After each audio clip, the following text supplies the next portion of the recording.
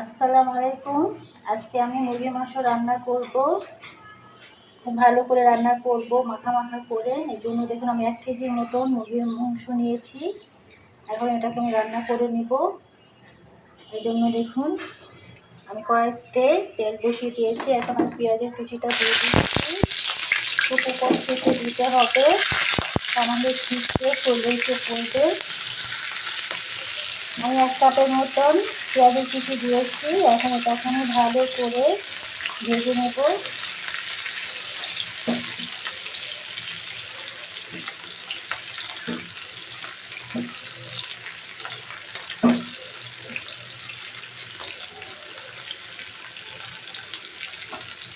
পেঁয়াজটা একটু বেশি দেওয়ার চেষ্টা করবেন।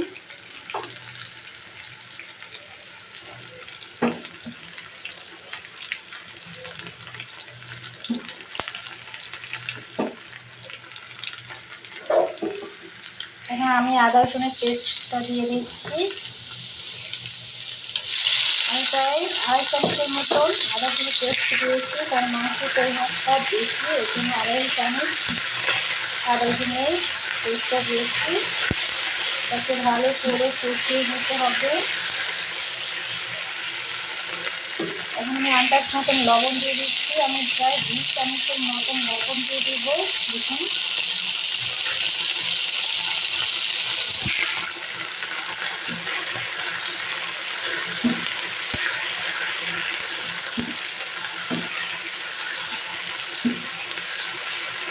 এখন সব মশলাটা দিয়ে দেবো।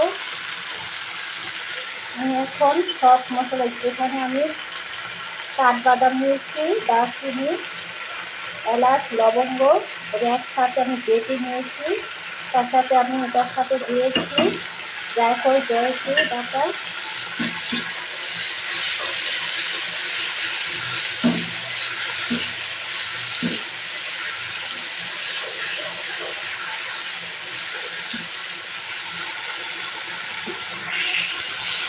এখন আমি শুকনো কোনগুলো দিয়ে দিচ্ছি। আমি মরিচের পরিমাণটা একটু বেশি দিচ্ছি। আমি 2.5 চামচের মরিচের গুঁড়া দিয়েছি। এখানে 1.5 চামচের মতন হলুদের গুঁড়া দিয়েছি, আর ধনে গুঁড়া দিয়ে দিচ্ছি 1/2 চামচের মতন, আর জিরা গুঁড়া দিয়ে দিচ্ছি 1 চামচের মতন।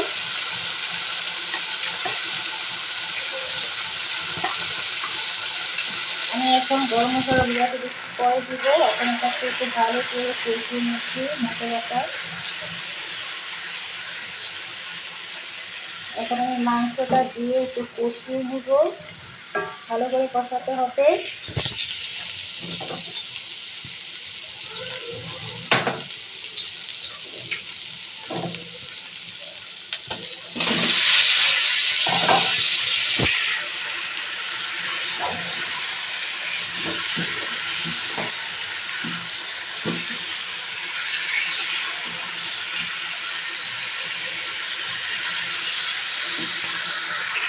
দেখুন আমি মাংসটা কষাচ্ছি। এখন আমি এলাচ আর দারচিনিটা দিয়ে দিচ্ছি। তার সাথে আমি গোস্তের মশলাটা একটু দিয়ে দিই 1 চামচের মতন।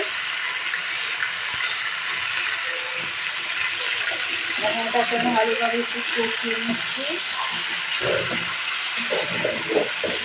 যত কষাবেন তত মশলা খেতে ভালো লাগবে।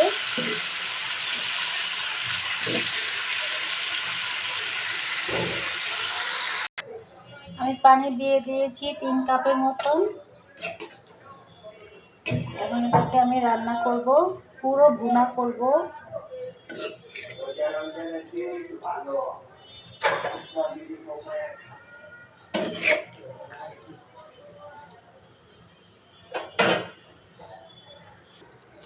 দেখুন আমার মুরগির রান্নাটা হয়ে গেছে। আমি সামান্য একটু ঝোল রেখেছি, এটা নামিয়ে ফেলেছি। এটা মাংসের ভিতরে লেগে যাবে, ঝোল আর থাকবে না। ঢেকে দিলেই রান্না হয়ে যাবে। ভিডিওটা যদি ভালো লেগে থাকে লাইক এবং সাবস্ক্রাইব শেয়ার করবেন, কমেন্ট করে জানাবেন যে রান্না কেমন হয়েছে। ভালো থাকবেন, আল্লাহ হাফেজ।